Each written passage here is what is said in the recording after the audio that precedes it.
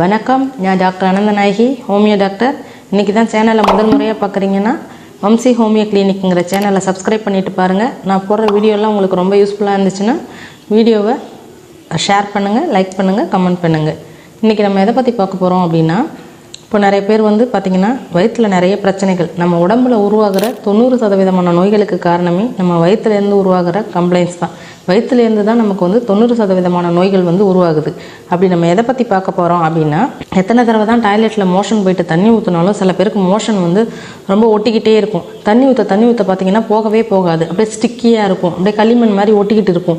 அப்படி இருக்கிறது என்ன காரணத்தினால? மோஷன் ஏன் இப்படி கட்டியாக இருக்குது, இப்படி ஒட்டிக்கிட்டு போகுது, பசை மாதிரி இருக்குது, தண்ணி ஊற்றினாலும் போக மாட்டுது, தண்ணி ஊற்றினா போகாமல் ப்ரஷ் வச்சு தேய்ச்சிட்டு இருப்பாங்க. ஏன் அந்த மாதிரி பசை மாதிரி ஒட்டிக்கிட்டு இருக்குது, ரொம்ப நேரம் தண்ணி ஊற்றினாலும் போக மாட்டேது, எத்தனை தடவை ஃப்ளஷ் பண்ணாலும் திருப்பி ஒட்டிக்கிட்டு இருக்குது அப்படின்னா, இது மிக முக்கியமான ஒரு கவனிக்க வேண்டிய ஒரு விஷயம். இதை சாதாரண ஒரு விஷயம் அப்படின்னு நம்ம அலட்சியமே படுத்தக்கூடாது.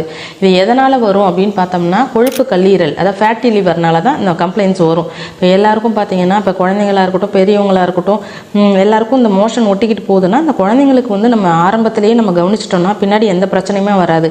குழந்தைங்களுக்கு அந்த ஸ்டிக்கியாக இருக்குது, டாய்லெட் நல்லா ரொம்ப பிசுப்புன்னு இருக்குது, தண்ணி ஊற்றினாலே போக மாட்டுது அப்படின்னா அவங்க நிறைய ஜங்க் ஃபுட்ஸ் எடுக்கிறாங்க அப்படின்னு அர்த்தம். அவங்க ஜங்க் ஃபுட்ஸ் எடுக்கிறாங்க, அந்த குர்குரே மாதிரியான ஐட்டங்கள் எடுத்துக்கிறாங்க, நிறைய பிஸ்கெட் சாப்பிட்றாங்க, சாக்லேட் சாப்பிட்றாங்க, அவங்களுக்கு ஃபேட் லிவரில் டெபாசிட் ஆகுது அப்படியெல்லாம் நம்ம நினச்சி குழந்தைங்களுக்கு நம்ம ஜங்க் ஃபுட்ஸ் கொடுக்கறத அவாய்ட் பண்ணிட்டானாலும், அது மாதிரி பெரியவங்களுக்கு பார்த்தீங்கன்னாலும், பெரியவங்களுக்கும் இந்த மாதிரி கொழுப்பு கல்லீரல் எதனால் வருதுன்னா, பதப்படுத்தப்பட்ட உணவுகள் நிறைய எடுத்துக்கிறதுனாலையும் மாறிடுச்சு. நம்ம உணவு முறைகளே ரொம்ப மாறிடுச்சு.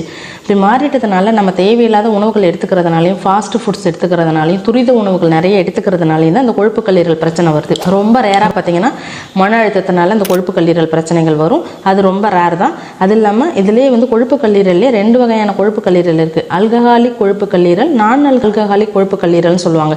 நிறைய பேர் தண்ணி அடிச்சுக்கிட்டே இருப்பாங்க இல்லையா, அவங்களுக்கு இருக்கிறது ஆல்கஹாலிக் கொழுப்பு கல்லீரல்.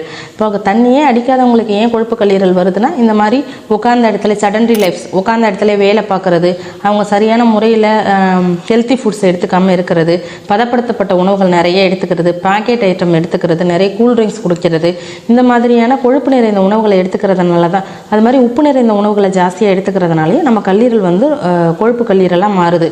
இப்போது நம்ம உடம்புலேயே இருக்கிற மிகப்பெரிய உறுப்பு பார்த்திங்கன்னா பெரிய உறுப்பு, அதாவது கல்லீரல் தான். அந்த கல்லீரல் என்னென்ன வேலையெல்லாம் நமக்கு பார்க்குதுன்னா, நம்ம உடலுக்கு தேவையான ஆற்றலை தரும், உணவு ஜீரணமாகறதுக்கு முக்கியமான பங்கு வகிக்கிறது, உடம்புல இருக்கிற நச்சுக்களை எல்லாம் ரொம்ப நல்லா வெளியேற்றும், அது நம்ம எலும்புகளுக்கு தேவையான சக்தியை தரும், நிறைய கழிவுகளை வெளியேற்றும். இந்த மாதிரி நிறைய சக்தியை சேமித்து வச்சு நம்ம உடம்புக்கு தேவைப்படுறப்ப அது நமக்கு திருப்பி கொடுக்கும்.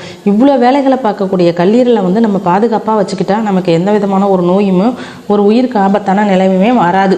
சாதாரண ஒரு விஷயந்தான் அப்படிங்க. இது ஒரு இண்டிகேஷன். இப்போ மோஷன் ரொம்ப ஸ்டிக்கியாக இருக்குது, ரொம்ப ஒட்டிக்கிட்டு இருக்குது, மலம் ரொம்ப பிசுப்பாக இருக்குது அப்படின்னா நம்ம ரொம்ப அலட்சியமே படுத்த வேணாம். உடனடியாகவே நம்ம மோஷன் டெஸ்ட்டு கொடுத்துட்டோம் அப்படின்னா நம்ம மோஷன்லேயே செக் பண்ணிக்கலாம், அதில் கொழுப்பு நிறைஞ்சிருக்கா, இல்லை வேறு ஏதாவது இன்ஃபெக்ஷன்ஸ் இருக்கா. இப்படி மலப்பரிசோதனைகள் மூலமாக நம்ம ஆரம்பத்திலேயே நம்ம கண்டுபிடிச்சிட்டோம்னா அந்த கொழுப்பு கல்லீரல் ஒரு சிரோசிஸாவோ, ஒரு ஃபேட்டி லிவர் அடுத்த ஸ்டேஜாகவோ, இல்லை ஃபைப்ரோசிஸாவோ மாறாமல் நம்ம நிறைய தடுத்துடலாம். உடனே நம்ம பார்க்கணும், இதை அலட்சியப்படுத்தாமல் இதெல்லாம் சாதாரண ஒரு விஷயம் தான் அப்படின்னு நம்ம நினைக்கவே கூடாது. அது மட்டும் இல்லாமல் கொழுப்பு கல்லீரலுங்கிறது ரொம்ப முக்கியமான விளைவுகள் நிறைய, பித்தப்பையில் கல், அந்த மாதிரியான பிரச்சனைகள், பித்த சமநிலையின்மையை ஏற்படுத்தும்.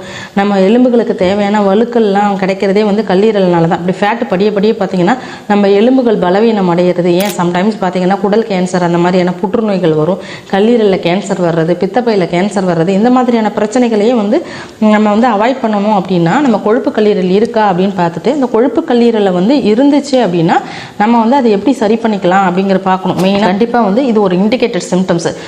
நம்ம எதையுமே அலட்சியம் பண்ணாமல், இப்போ கல்லீரல் நம்ம பாதுகாப்பாக வச்சுக்கணும், சேஃப்டியாக வச்சுக்கணும் அப்படின்னா நம்ம என்னெல்லாம் பண்ணணும் அப்படின்னா, நமக்கு தேவையான ஹெல்த்தி ஃபுட்ஸாக நம்ம எடுத்துக்கணும். அதாவது இது வரைக்கும் எடுத்தது வேறு, இனிமேல் அந்த மாதிரி கொழுப்பு கல்லீரல் இருக்கிறவங்க பார்த்திங்கன்னா கொழுப்பு நிறைஞ்ச உணவுகளை அவாய்ட் பண்ணுறது, நிறைய விதைகள் நிறைய எடுத்துக்கலாம். இப்போ விதைகள் விதைகள்லாம் பார்த்திங்கன்னா அந்த கொழுப்பை வந்து கரைக்கக்கூடிய சக்தி உடையது.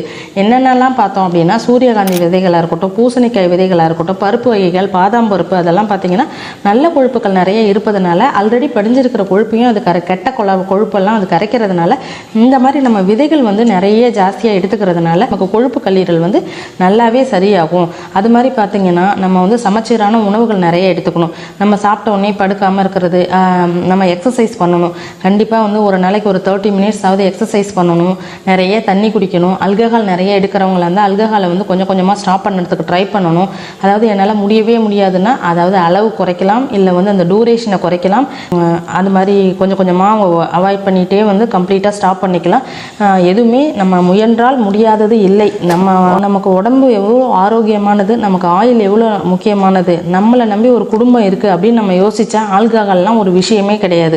அதுமாதிரி ஸ்மோக் பண்ணுறவங்களும் சரி தான். கொஞ்சம் கொஞ்சமாக எல்லாத்தையும் குறைச்சிக்கிட்டே வந்தாங்கன்னா அவங்க வந்து அந்த பழக்கத்துலேருந்து விடுபட்டு வந்துடலாம். நம்ம ஆல்ரெடி இருக்கிற கம்ப்ளைண்ட்ஸை வந்து நம்ம நல்ல ஹெல்த்தியான ஃபுட்ஸ் எடுத்துக்கிறது மூலமாக, நிறைய பழங்கள் எடுத்துக்கிறது மூலமாகவும், இந்த ஜங்க் ஃபுட்ஸ் அவாய்ட் பண்ணுறதுனாலையும், உப்பு நிறைந்த உணவுகளை எடுத்துக்காமல் இருக்கிறதுனாலையும் நம்ம வந்து நிறையவே வந்து கொழுப்பு கல்லீரல் பிரச்சனைகள்லேருந்து நம்ம நிறைய தப்பிக்கலாம். நம்ம எக்ஸசைசஸ் இருக்கும். ஒரு நாளைக்கு 1/2 மணி நேரம் நடைப்பயிற்சி பண்ணுறது. அப்புறம் வயிறு வந்து செரிக்காமல் இருக்குது, எனக்கு வந்து ஜீரணமாகலை அப்படின்னா அதுக்கெல்லாம் என்ன பிரச்சனை அப்படின்னு இன்வெஸ்டிகேஷன் பண்ணி இமீடியட்டாக நம்ம என்னென்ன பண்ணலாம் அப்படின்னா நம்ம வந்து நல்ல ஹெல்த்தி ஃபுட்ஸ் எடுத்துக்கணும், ஜங்க் ஃபுட்ஸ் அவாய்ட் பண்ணணும். அந்த குளிர்பானங்கள், பாட்டிலில் அடைச்சது, பேக்கெட்டில் அடைச்ச ஐட்டம்லாம் நம்ம கம்மி பண்ணிவிட்டு நம்ம நல்ல ஆரோக்கியமான உணவுகளை எடுத்துக்கிட்டோம்னா கொழுப்பு கல்லீரல் பிரச்சனை அப்படிங்கிறது ஒன்று கிடையவே கிடையாது அப்படிங்கிற நிலைமைக்கு வந்துடலாம். ஏன்னா நம்ம கல்லீரல் நல்லா இருந்தால் மட்டும்தான் நம்ம வந்து வயிற்று பிரச்சனைகள் நமக்கு வராது, எலும்பு பிரச்சனைகள் வராது, நம்ம உடலுக்கு தேவையான ஆற்றல் கிடைக்கும், சக்தி கிடைக்கும். அதனால வந்து கல்லீரலை வந்து நம்ம சேஃப்டியாக பாதுகாப்பாக வச்சுக்கணும். இப்போ அந்த ஒட்டும் மலம் அப்படிங்கிறது வந்து பிசுபிசுப்பான மலம் அப்படிங்கிறது வந்து ஒரு indicated symptom of fatty liver. அதனால் யாருக்காவது இது மாதிரி ஒட்டுற மாதிரி மோஷன் இருந்துச்சு அப்படின்னா இமிடியேட்டாக வந்து ஸ்டூல் டெஸ்ட் பண்ணி உங்களுக்கு ஃபேட்டி லிவர் இருக்கான்னு பார்த்து நான் இப்போ சொன்னதெல்லாம் நீங்கள் கடைப்பிடிச்சிங்கன்னா ஃபேட்டி லிவர்லேருந்து நம்ம தப்பிக்கலாம். நன்றி. மீண்டும் அடுத்த ஒரு பதிவில் உங்களை சந்திக்கும் வரை உங்களிடமிருந்து நன்றி கூறி விடைபெறுவது உங்கள் டாக்டர் அனந்தநாயகி. நன்றி, வணக்கம்.